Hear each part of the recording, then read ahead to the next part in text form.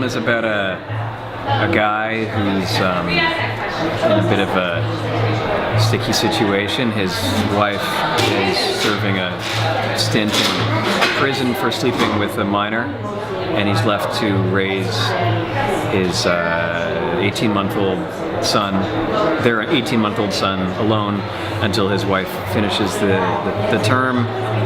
And it's, he's all messed up because he's still got to do it. He's really feeling quite ashamed and humiliated and torn and going through a real crisis, but he still has to change diapers and go to work every day and show his face. And his wife gets out of jail in a couple weeks when we meet him, and he's sort of got to make the decision on what he wants to do, whether he's going to stay with her, or if he's going to go on alone or hang himself, which is always an option. In this film, it's an option. Yeah. At all times. For the audience as well. Yeah.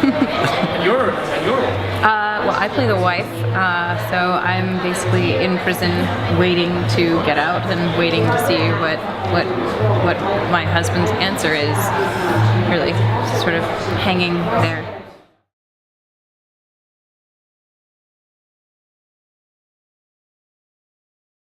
I had myself in mind when I was writing it.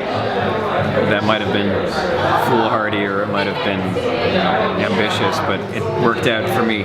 But for Sarah, I don't know, that was probably pretty hard to be. It's really far. I mean, it's far away from me. The character is far away from me in that I've never experienced that. Universally, I think everybody can relate to the humiliation that he's going through, but I don't know, for you, it's being like a bad guy is not something you're used to. Well, I don't know. I think I was actually, I think someone had actually recently asked me before I read the script what I wanted to, what kind of role I wanted to play, and I think I said I just want to play some shame. Like I want to get into shame, and I don't know why that happened, but I want to get into some shame, deep dark shame, and then and then I got to with this role, and I think it works on a few levels because she's in prison and she's waiting for forgiveness, so she's hoping for it, waiting for it, and it may not come, so she may leave prison but just have to get on with her life, or she may be able to resume her life with her husband and child, but she doesn't know, waiting for an answer.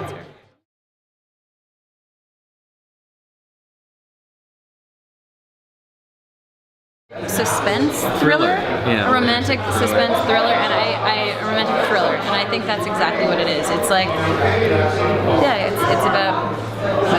You don't know really a lot of it what's going to happen. I mean, you don't know what. Yeah. I think that where it was successful is the way that you're really with the character and you don't really know which way he's going to go and you don't really know what's going to happen. You're watching him sort of solve a problem. That said, I think they can expect a movie that is quite enjoyable. It's not too serious, doesn't take itself too seriously, and I think we did a good job of like portraying a situation pretty authentically. I think that we were always sort of asking ourselves like, well, what would actually happen if you were in this fucked up situation? And I think that's what makes it really relatable. I think anything could happen, so you're kind of on the edge of your seat. You can be prepared to be on the edge of your seat. Yeah, the metaphysical edge of your metaphysical seat.